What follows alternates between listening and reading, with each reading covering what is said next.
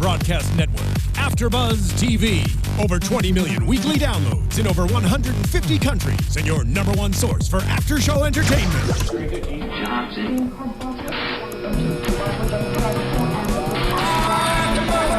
AFTERBUZZ TV, the destination for TV superfans, producing after shows for over 300 of your favorite TV shows, interviewing celebrities and showrunners, and bringing you behind-the-scenes exclusives. All thanks to E! Entertainment's Maria Menounos, producer Kevin Undergaro, and internet leader Akamai. Now, let the buzz begin! Hey guys, as we say every week, we're coming home to you, in your home, in your car, wherever it is. This is the Resurrection After Show here at AfterBuzz TV. I'm your host, Zach Wilson, and joining me on tonight's panel, as always, the lovely Chelsea Briche. Hi. And the kick-ass G Madison. Hey guys, what's going on? Melina Alves is out tonight, but we're going to recap Season 2, Episode 2, Echo. Yeah. Echo. Did you like it? I enjoyed it. It's sort of, I'm starting to feel it a little bit that how slow this show sort of moves. Really? Like, I guess because last season was only 8 episodes, they sort of packed in a little bit more. They have more time to tell the story now. It was still pretty slow. This is not anything new. Well, they are dead people, so they don't move that fast. Especially Margaret. She's like double old. Double old, yeah. She's not only an old woman, she's also dead. Yeah, Marty died twice. What do you think? Like, come on. Like, how fast you want him to move? He's still pretty spry. Yeah. He is. He looks good, too. Looks young for his age. Who, Marty? Yeah. All of them. Marty's great. Chelsea, you're saying you enjoyed this one? I did enjoy it, and I think maybe it might just be, like, the girl side, but I feel like we're kind of getting, like, some stories, some scandal in there, something more than, so-and-so's coming back, or... Girls like scandal. So I think that's why I really enjoyed it. It was more than just, someone else is coming out of their grave. Mm-hmm. So now someone's going into their bed, and you're now you want to watch. Oh, okay. Yeah, and we're gonna get into that. But let's start. As the episode opens on Jacob, and a dead crow just dies right behind him. That's so creepy. That can't be good. I think that was the weirdest scene out of every episode. Even through the first season, that was completely bizarre. Just the dead bird falling. No, hit this little precious child playing, like, it was just so eerie, playing with a dead animal, and it's a black crow. I mean, it says, that it's just... Yeah, it's already ominous. Yeah, but, I mean, the connection that he has with death is probably way different than the connection that we all have with death. Yeah, so, I mean, he talks to his grandma about it, and he just says death is fickle. And that's, like, only in this universe is death a fickle thing. Right. Because as she points out, like, people are coming back. Like, death is not definitive anymore. Right. But she speaks with such authority about it that I feel like she knows something. What do you know, Margaret? While we were watching the episode, when you were there, we whispered to each other for a second. It's something about her voice. She's just so... It's so harsh to me. I think I said that last season, and we were talking about, like, how maybe it's just her genre or whatever it may be, but everything that she says is so... like you were saying, she definitely has something more to give, but there is zero chance that she's going to tell you. And her voice is so stern, and she just kind of knows that she runs the show, maybe. I don't know. It may be in why she got the job. I mean, she's an amazing actress. However, that voice alone, her voice says a lot. I mean, there's a lot of history and a lot of depth to what she's saying. Not only what she's saying, but how she says it and her voice tone. I mean, it's definitely a big reason why she's in this role, I think. Oh, absolutely. I mean, as soon as I had heard she was cast, I was doubly excited for the season because I was a fan of her on Game of Thrones, and like she's just a fantastic actress, and that's that we know from that it's not an accident. That there's something else there. Totally. From her performance alone. Yeah, and the writing there. I mean, the directing on this episode alone just says a lot about what they don't want us to know, but just enough that there is more to know, which is great. Which is great writing. Absolutely. But like, and it's sort of what we get with Jacob as he's with this crow. Because he's Jacob and the Crow, which is like a weird children's story. But this is a really creepy children's story because I thought he was going to bury the crow, but he actually is. It's him experimenting with death, as they say when he's talking to his grandmother later. I think he's hoping it'll come back to life. Oh, do you? Like, he puts it in the box and he comes back and he looks inside really quick. Is it still there? And I think he was thinking, oh, it'll be resurrected. Wow. Interesting. But like he might not grasp that, like, right, the dead bodies stay and then a new one is created. Right. Which only raises more questions, of course. But and then he's talking to his mom about it, like, why was grandma cremated and I was just buried? And it's like, that's what she wanted. And then he says the creepiest thing you could say to your mother ever. Never say that to your mother. What do you want when you die? Yeah. Oh. And to which she just is like, let's move on. Yeah. Right. We'll talk about that. The weather. Yeah, Chuck E. Cheese, we're going? Yeah, I definitely think he's experimenting. I mean, he's a kid. I think sometimes we keep forgetting that he's a kid that's going to go through kid stuff. You know, well, he did go through a lot of different things than a normal child would have gone through. Right. However, the experiment that he's doing, I think, is cremation. Is that a word? Cremation. That's what I said. That's what I said. Yeah. There's a typo in my voice. So, yeah, I mean, I think he is experimenting with that to see what's going to happen when this happens. What's going to happen when this happens? It's a little science project, yeah. And I think it's after that he decides to burn the crow, which is like just one. But isn't there more than one in the box? Was there? I thought it was just one. No, maybe I'm wrong. I could be wrong, but I thought that... There was a flock in there. Yeah, when they showed it burning, to me it looked like more than one bird in there. Oh, which that's is just, so much creepier. So much creepier. I thought it was just the one, but if it's more... When mom or grandma came over, she was saying, what are you doing with these birds? So I think just the plural moment that's there. True. Yeah. That's true. And then he starts talking to Margaret, to his grandmother, about these things, and that I think Jacob's going through sort of a little kid version of an existential crisis at this point. I'm sure, because every kid feels different, but this kid knows he's different. He knows there's something up, and he's talking to him. It's like, and this is where Margaret's starting to twist a little bit. They don't know you like I do. Yeah. And they don't know me like you do. Yeah. Oh. And it's like, and Jacob's like, and she asks him, why do you think that is? This is like just a grandmother just like playing. She like knows how she's leading him. Right. Why do you think that is? They're not like us. And I wonder why she wants them to know that they're like, what's the point? Like, what is her point to remind him that they're not like us? Is it so that he feels more comfortable with himself? Or is it so that she can start to separate? Yeah. I do, unfortunately, because there's no tender, loving care from her, especially as a grandmother. She's not, it's okay. You are a little different, but I'm here with you too. It's very like, we are this way and we're our own. And they're there and we're here. Yeah. She's setting herself and Jacob apart. She does not want the same. It's almost the same way that Fred doesn't want the two types of people together. There's a segregation aspect to it. But this is like a very much like, there's something we don't understand. It should be feared. And both sides there's a certain degree to which they want separation. Right. But what is the big question is, what is Margaret's reason for that? What is coming? Right. And she's got her a whole storyline, a whole deal of her own going on, which I wrote down in my notes, just Grandma in the Factory. Yeah, that's definitely... she lost it. Yeah, she really did lose her temper a little bit there. Which she's upset that the factory got shut down. She's talking to Henry about it. She demands that he take her out there, and that's when she loses it, when she sees the state of it. I mean, just last week, Fred was shooting out windows. Drunk. Yeah. Good thing she doesn't know about that. She probably go show Fred the back of her hand. Yeah, she slap him again. Watch out, Fred. And I feel he talks about turning it over to Jake Turner. He gave this person, Jake Turner, who I don't think we've met, right. But the fact that they used like his whole name and that she called him out, she's like, oh, Turner? Like, she's surprised about that person.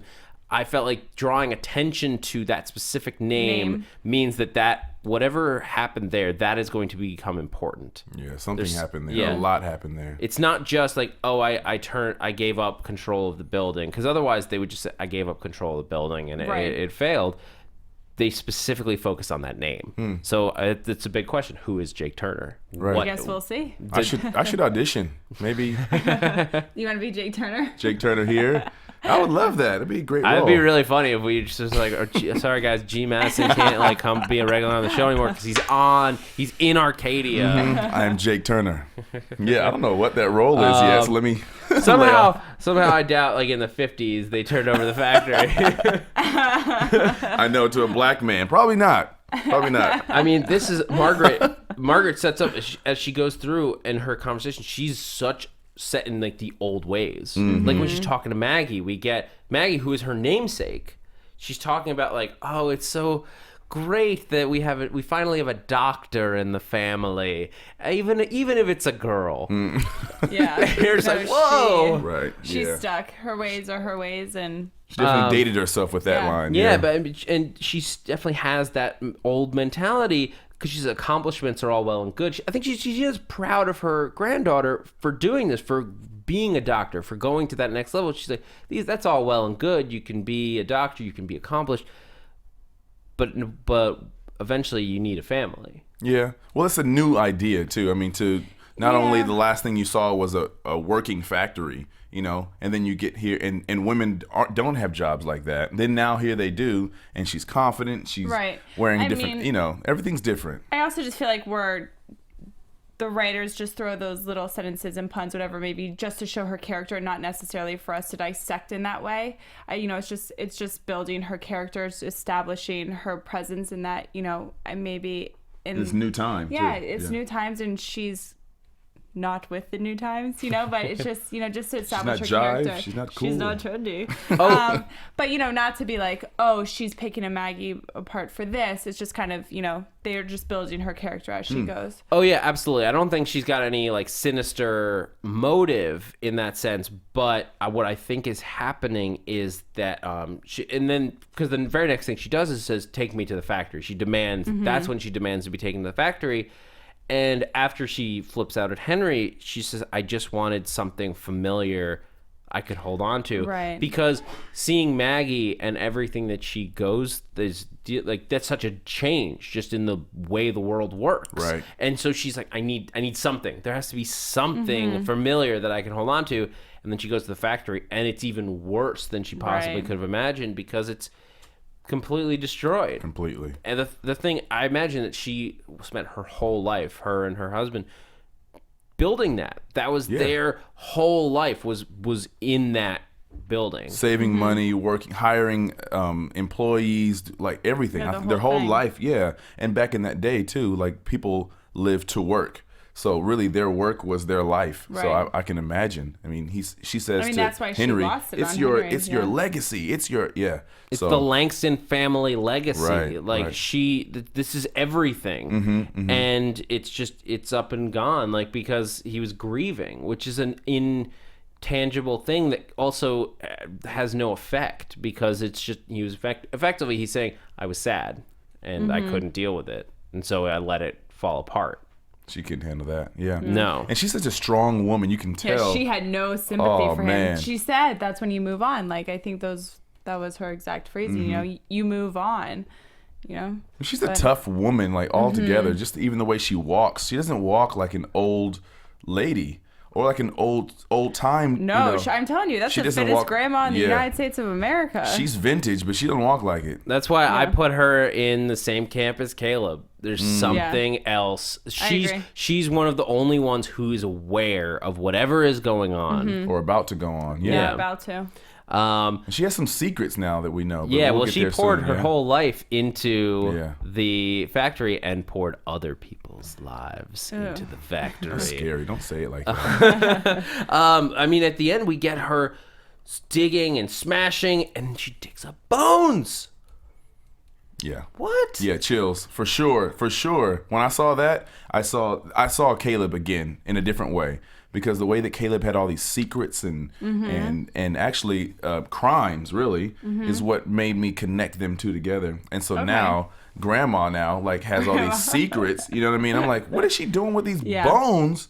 And she almost started to cry. So it's almost like they're relatives. Like, I don't know. She remembered exactly where they were. Who they were. Yeah. Oh, I mean, she clearly had put them in there as like, that's a good hiding place. Like, nobody's checking there. You know who I think it is? I think it's Arthur Holmes. I think those are one of those bodies is Arthur Holmes, the man that the sick man. The sick man who we met in Bellamy's storyline. So let's talk about Bellamy's storyline so we can like build back up to that. Okay, let's do it. But before we do that, we're about 15 minutes in.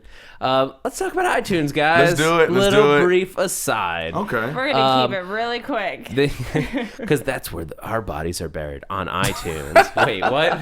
See, I don't even know what I'm saying anymore. In my playlist. But guys, thank you so much for watching. We say it every week, but it really does mean the world to us that you listen, that you enjoy this podcast, and that we can do the best podcast that we can. And I want you guys to know that there are ways that you can help us make it great.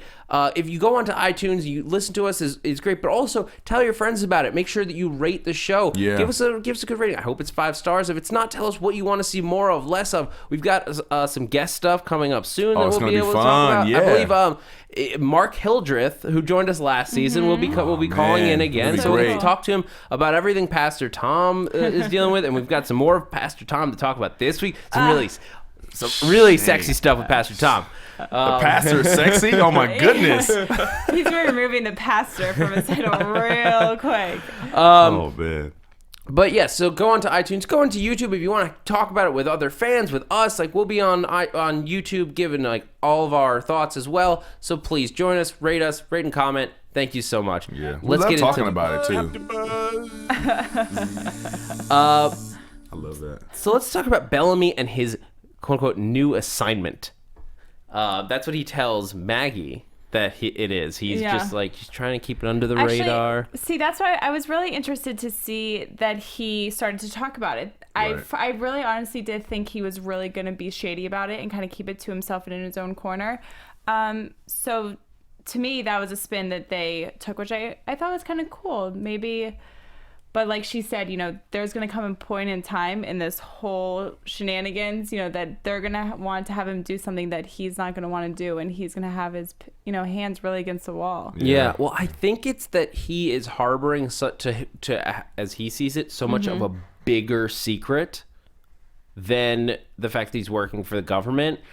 It's so like he kind of like downplayed it. It's like, well, it's like so many secrets, you can't hold it all in. Yeah, he has to let like a little bit out that like the government. And it's also, I think he's a good guy. Like, he doesn't want to be doing this, and I think he feels like he can alleviate it a little bit by letting them know what his deal is. Yeah. He won't broadcast it though. I mean, I think he's smart not to, obviously. But to tell her, his girl, right? It'd be nice. But I think Fred also knows, like, when we see Fred's got a like quick little thing at the beginning that he finally takes off his wedding ring and puts it aside. He hadn't done that yet. Finally is like trying to put the past behind him. That's pretty heavy, man. Because at this point now he's accepting that his wife didn't just die, and he's not a widow. His wife left him. Right. Yeah, it's a big difference. Yeah. It's a much more painful. Especially for him. Like, he already has a lot of skeletons in his closet. Yeah.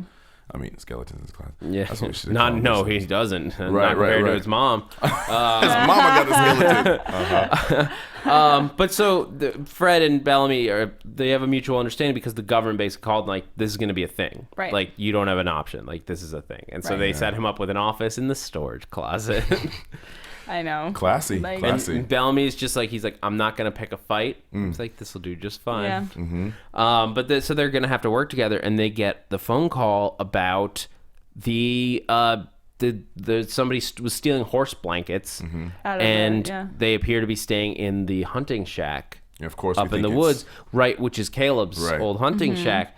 And so they jump on it. They're just like, oh, it's Caleb. We got to go find him. He goes to Elaine. Oh, I think your dad's back. She's like, I know it's not him. Don't ask me how. I know it's not him. Not him. That's not creepy at all, Elaine. Yeah. What are you hiding now? What is Elaine hiding? Everybody's got secrets. Yeah. I'm so glad that Jacob finally said, why do we all have these secrets? I know. So many secrets. So many secrets. I love it. He doesn't Thank you. like it. There's so many secrets, though. And everybody's asking him to keep secrets. I know. The little kid. He's like, I just want to tell somebody. Like, can I have a little girlfriend or something? Like can I whether he's playing with dead animals. He had a little girlfriend. They took her away. Yeah.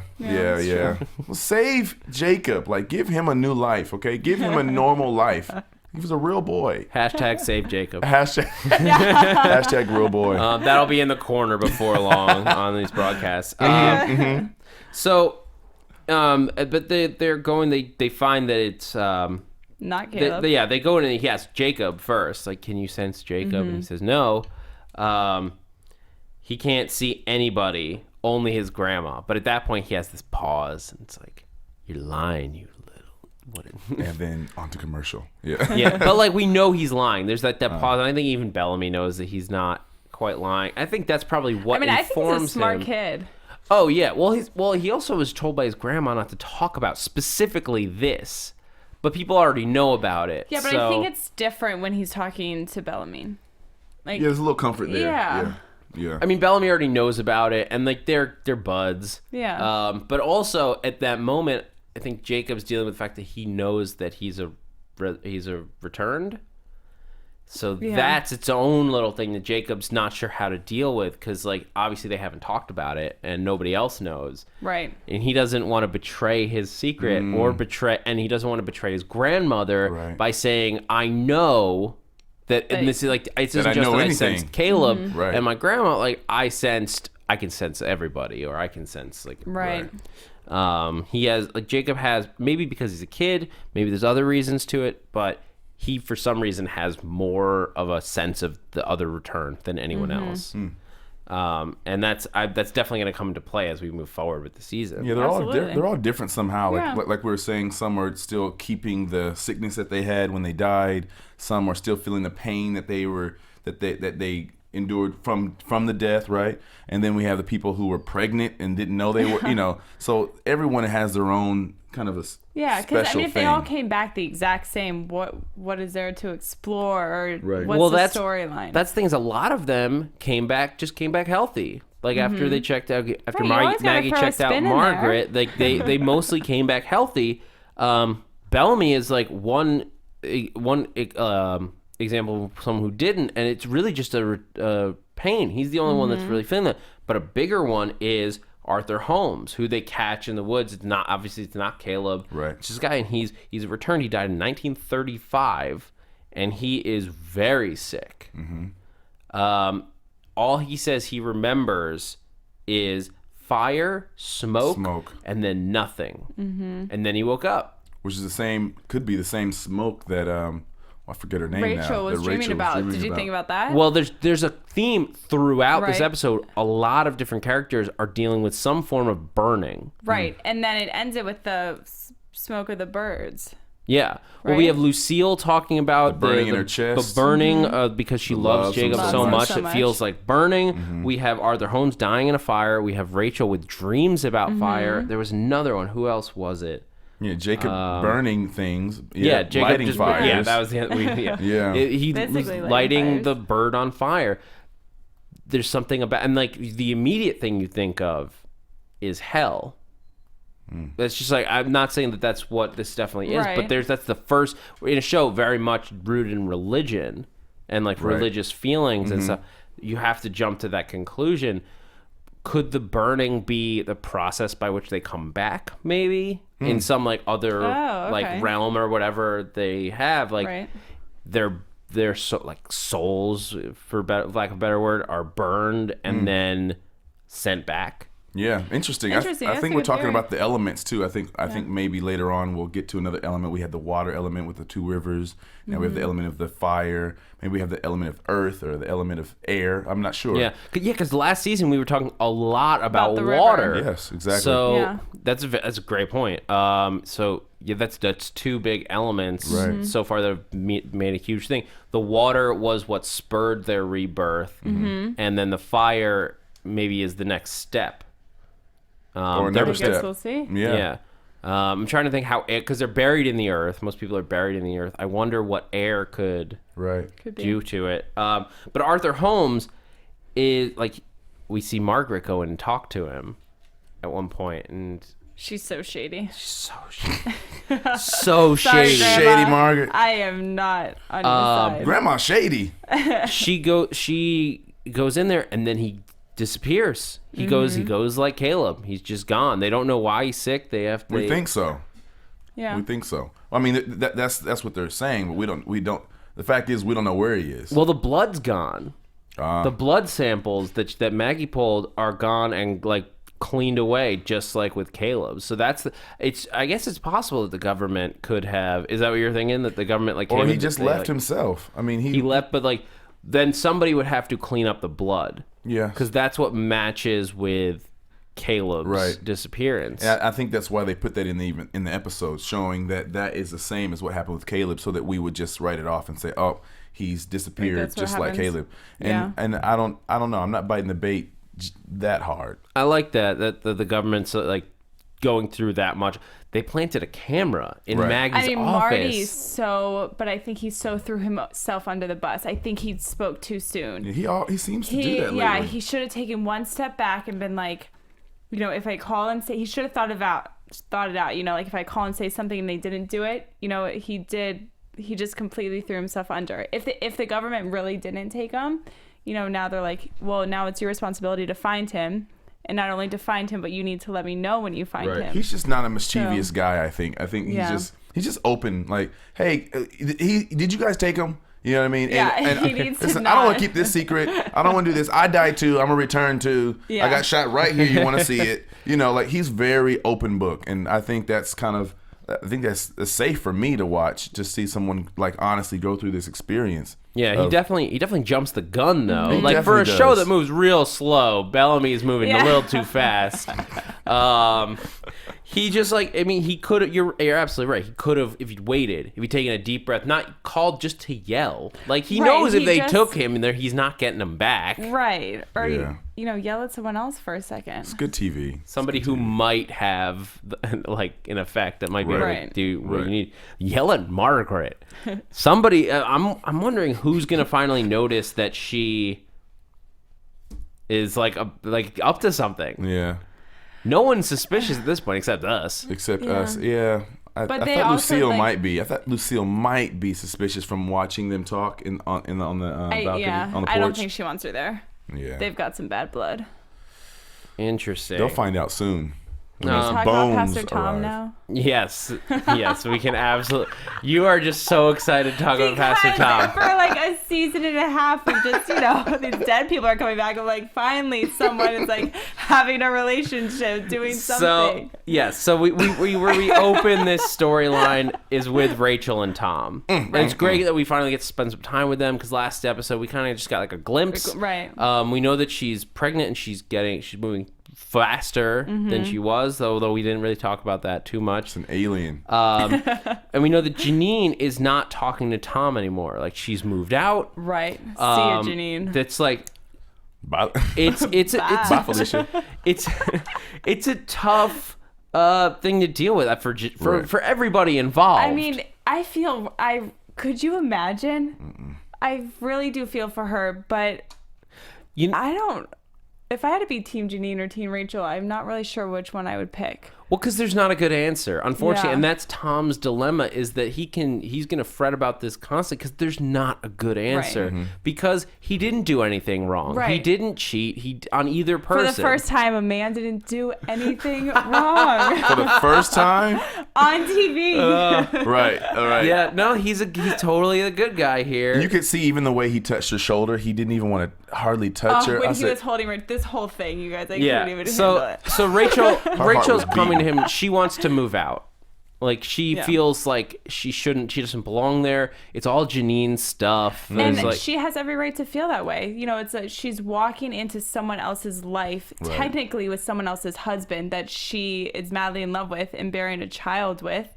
And now she's, sharing, sleeping in the sheets that this woman has washed. Like, I think that is completely deep. Well, you have to think about it, you know, like she's walking into this life in this house that she did not build. There's nothing of hers there, let alone a memory or, you know, her pair of socks. She's got something so much more, and that's why, you know, you got that bun in the oven, you know, and that's so much more than those sheets on the bed, you know what I mean? It really complicates the situation, and Tom is only, I think he's so down about it, like he doesn't, it's shaken his faith, like this true challenge that's like absolutely. this dilemma where he didn't do anything wrong, but he's presented with an impossible choice, is shaking his faith to the core, and so he says he's stepping down. He's resigned, he resigned that morning. He's packing up stuff, which feels weird to me. It's like, and his wife kind of calls him out on it. It's like, no, you practice what you preach. Like these are the times where God is testing you. Wow.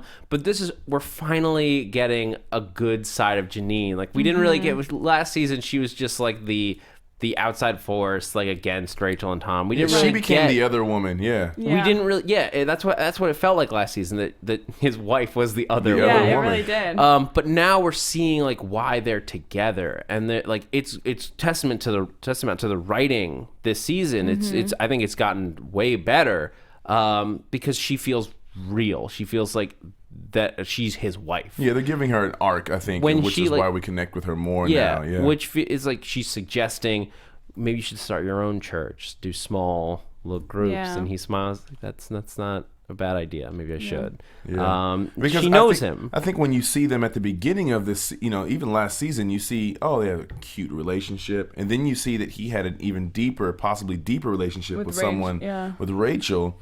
You know, they were engaged, and you know that he possibly loves someone possibly more than his wife now. And so now I think they're bringing Janine back in, saying, "Oh no, they do have a connection." They're bringing her in full circle now. They do know and love each other. You know, and even for Pastor Tom to resist this woman in his bed in the other room, right? Oh yeah, right? That was really tough. But to really do, it had to be tough. Must have been tough. But for him to do that. And then, you know, to see that she actually cares about his future and says, or Janine cares about his future, about what church he could start, or should he even step down? Could you keep pushing forward? Is this the test that you've been telling everyone that they will get? Are you passing yours? You know, I think it's a big deal. He definitely jumps on her when she comes to bed. Boy. Oh my we'll get to that. Let's get to it now. Hold on, we're getting close. We got plenty of time, you guys. We're like 14 years old. We're teenagers over here. Because let's talk. Janine, she goes to get things from the house, and this is like a big moment for her is when she is just getting her things, and she finds the mammogram image, or the not the mammogram. Well, no, she doesn't find it. She goes creeping in Rachel's room.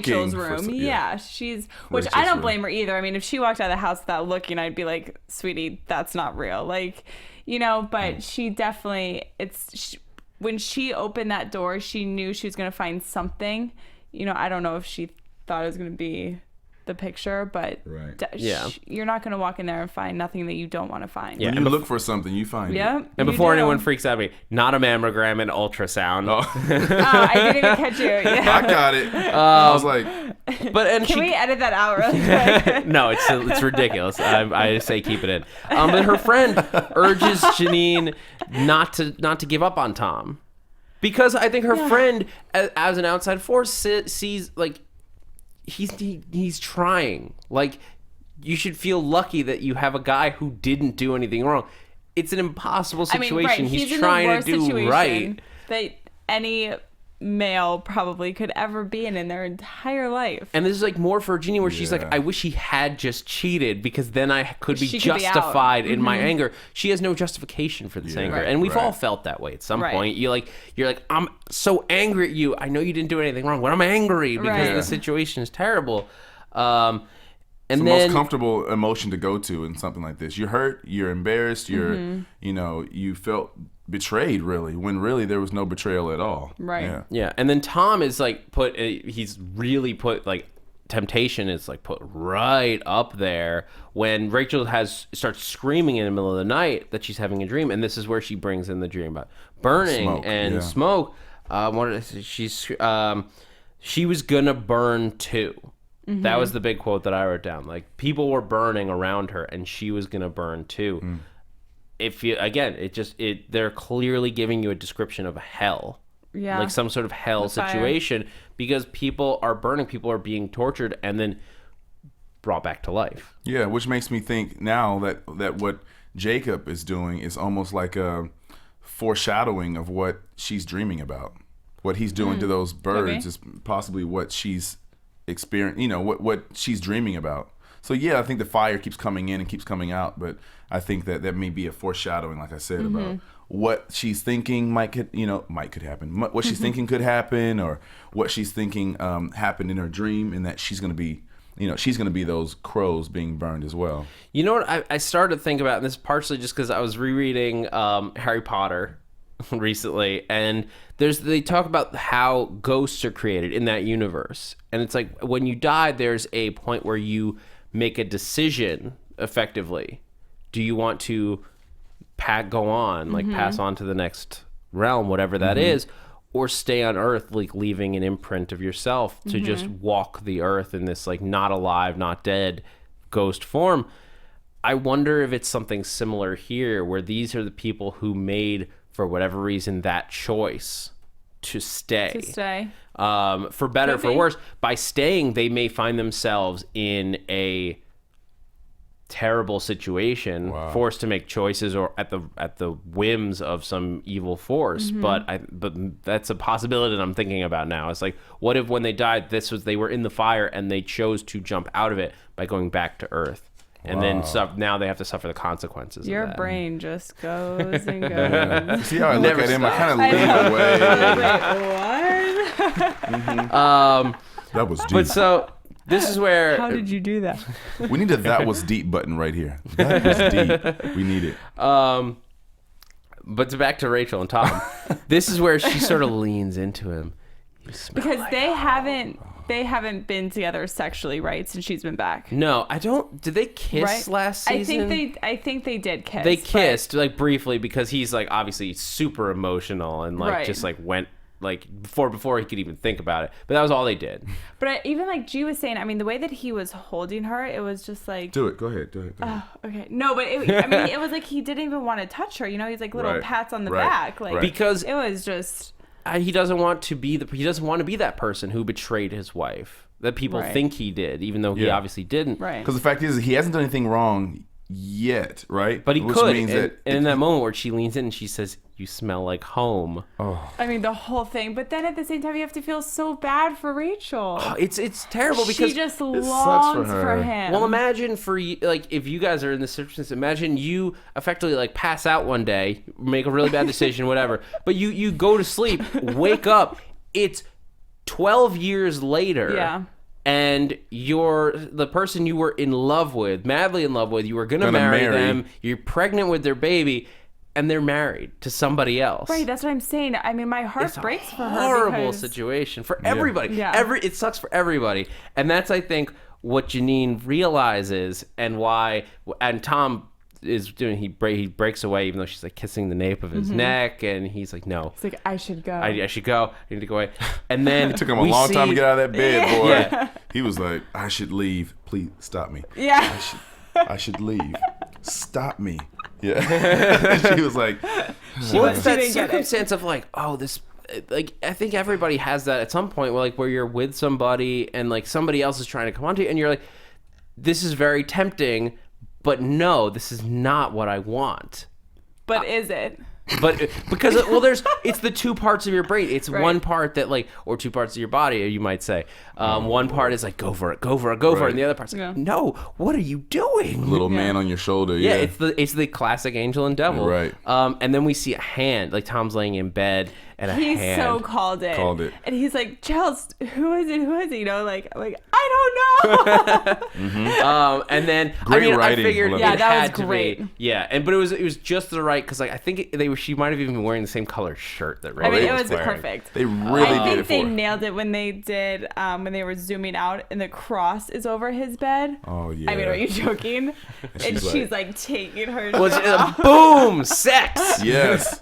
That was some pretty hot sex for a pastor. And ordained sex. That's what was so nice about it, because he was like, yes, I can do this. Yeah. This is not against the law or the rules. It's not a.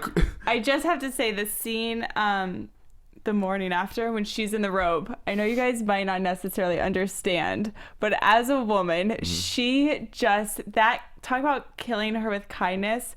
I mean, she took that kindness knife and twisted it. I'm well aware of the way that women fight just twisted it so hard Rachel is still bleeding. She's in a robe. I mean, hi, good morning. With the 2 coffee cups.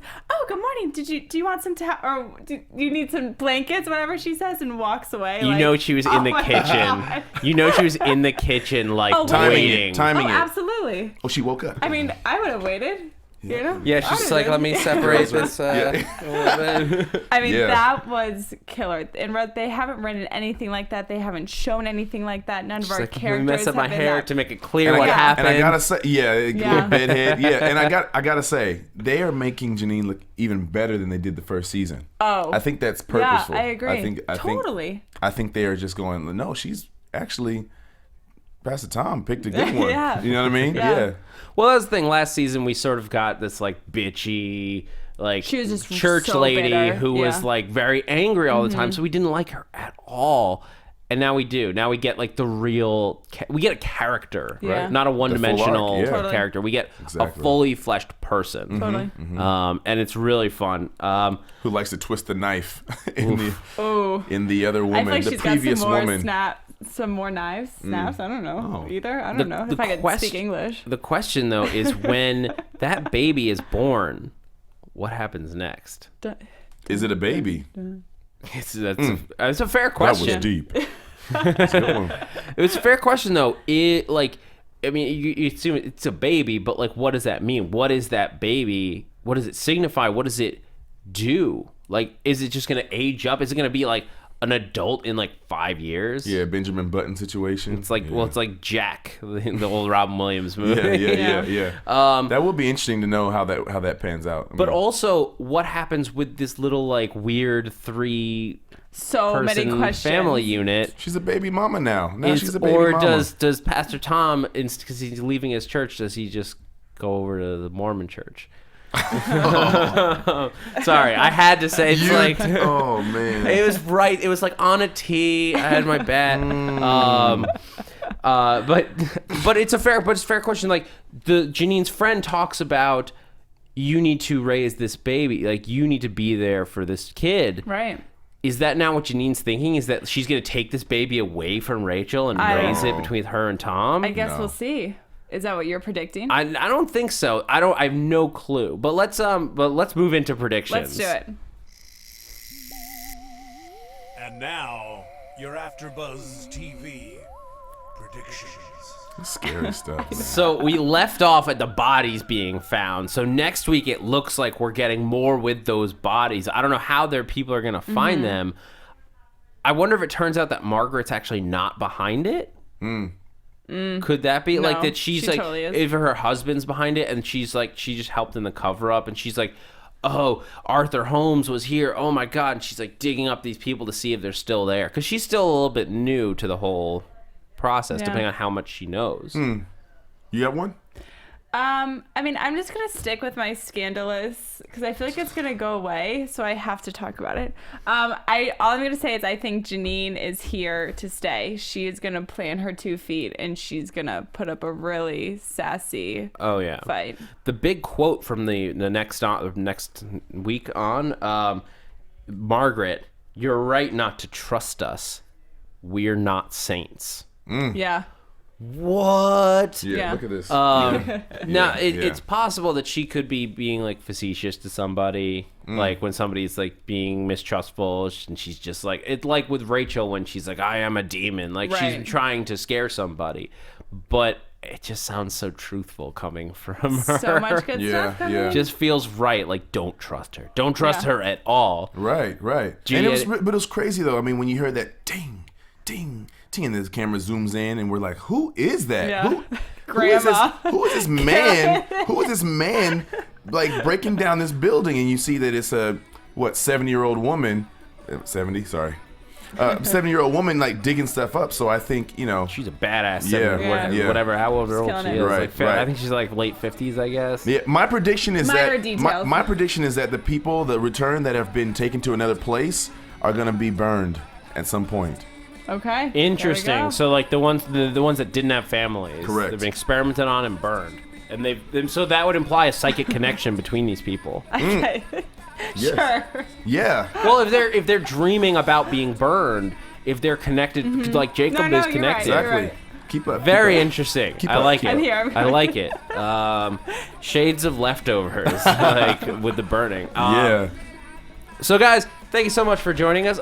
Chelsea Briche, where can the people keep up with you throughout the week? I would love for you guys to keep up with me on Twitter and Instagram. Both my handles are at cbriche, CBRICHE. And on Twitter, I'm G Madison the 4th. I'm on Dance Plug. Check me out there. Or Instagram, G Madison 4. See you there. And you guys can follow me on Twitter and Instagram at @ZachWilson. Also here at AfterBuzz, I got a whole bunch of shows this fall, including you can check out the Strain finale that just happened. We've got Z Nation coming up, Doctor Who and Doctor Who classics. Yes, you can count them out. So I'm Zach Wilson, and thanks for geeking out with us, guys. Peace, guys. See you. From executive producers Maria Menounos, Kevin Undergaro, Phil Svitek, and the entire AfterBuzz TV staff, we would like to thank you for listening to the AfterBuzz TV network. To watch or listen to other after shows and post comments or questions, be sure to visit AfterBuzzTV.com. I'm Sir Richard Wentworth, and this has been a presentation of AfterBuzz TV. Buzz you later. The views expressed herein are those of the hosts only and do not necessarily reflect the views of AfterBuzz TV or its owners or principals.